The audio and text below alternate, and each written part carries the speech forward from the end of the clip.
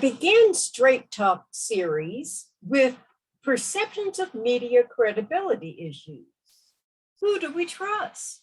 Therefore, when I saw this World article, how US media lost the trust of the public, I decided to review it. This is Addi Banks, and this is my report.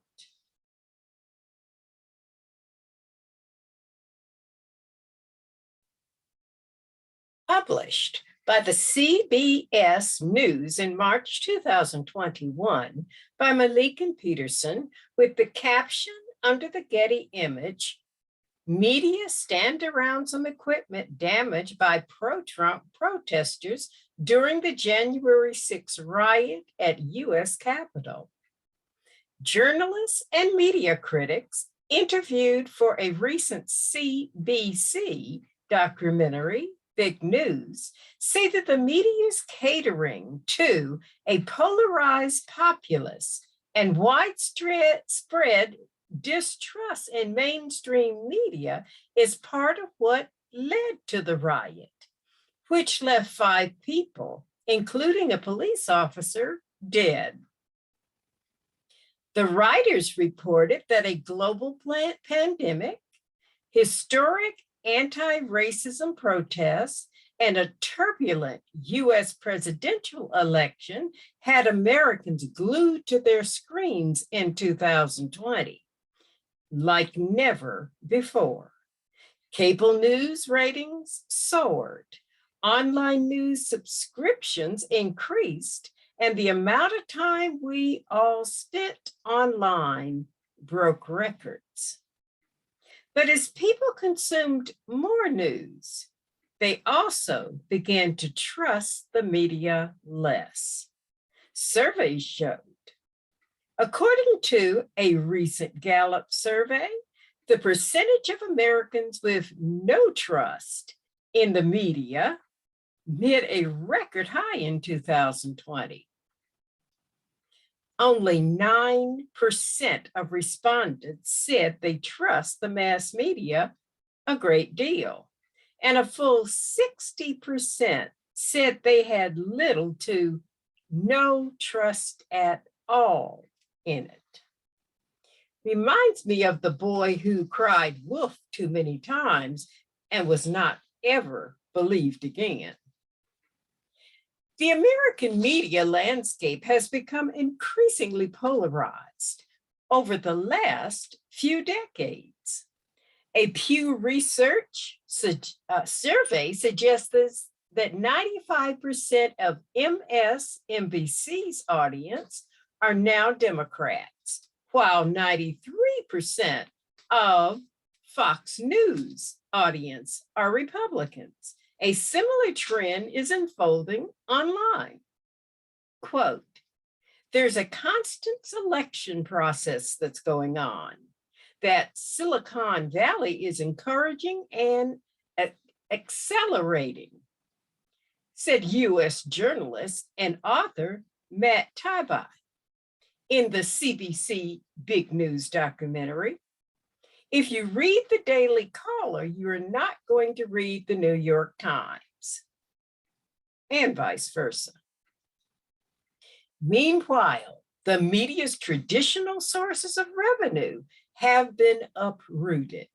More than 16,000 news jobs were cut in the United States last year alone, the highest on record. Profitability is disappearing. Losses are growing, and budgets are tighter and tighter, said conservative commenter and author Andrew Sullivan. And the truth is, polarization is profitable. CBC's Big News, which was released March 26 on CBC Gem, examined some of these issues in depth by interviewing media insiders and critics who dig into the ratings wars and public mistrust, the Trump effect, the polarization of anti-racism protests, and the pandemic. They also look at the weaponization of social media. Coming off a record-breaking news year, the documentary asks, can the US media be saved from itself? Each year, the public affairs company, Edelman, releases a trust barometer that measures perceived trust in the information we consume and its sources. This year's report paints a particularly bleak picture. Quote, this is the era of information bankruptcy, said CEO Richard Edelman in a statement. We've been lied to by those in charge, and media sources are seen as politicized and biased. The result is a lack of quality information and increased divisiveness, end quote.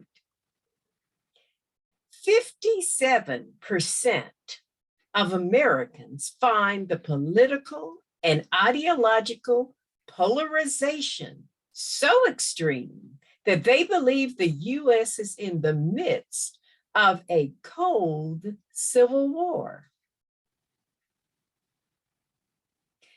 Journalists increasingly seem to be out of touch. According to a 2019 survey, 73% of Republicans say news media don't understand people like them, but 40% of Democrats felt the same way. People don't know journalists anymore. It is likely that media coverage is contributing to the polarization of public attitudes, particularly around COVID-19, the study concluded.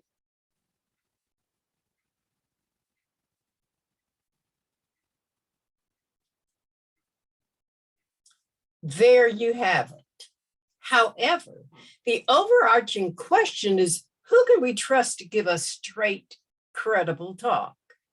When you find out, let me know. For me, the bigger issue is Homeland.